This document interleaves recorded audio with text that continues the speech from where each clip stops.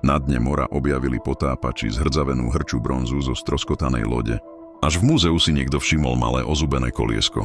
Detail, ktorý prepísal dejiny techniky. Ukázalo sa, že ide o antikyterský mechanizmus. 2000 rokov starý analogový počítač so stovkami presných zubov. Moderné CT skenery a AI odhalili vo vnútri desiatky prevodov a skryté nápisy, ktoré sa nedali vidieť voľným okom.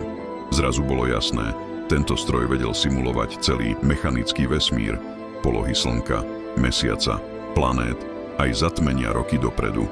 Zaujímavosťou je, že starovekí Gréci ho pravdepodobne využívali aj pri plánovaní dôležitých obchodných trás po mori. A keby si pochádzal z inej slnečnej sústavy ako napríklad kométa 3I Atlas, pomocou podobného stroja by si vedel presne vypočítať, ako preletieť tak, aby si využil gravitačnú silu Slnka a nemíňal zbytočne svoje palivo. Ak ťa fascinujú stratené technológie, daj like a zdieľaj toto video. Možno tam vonku stále čakajú ďalšie zabudnuté stroje z minulosti.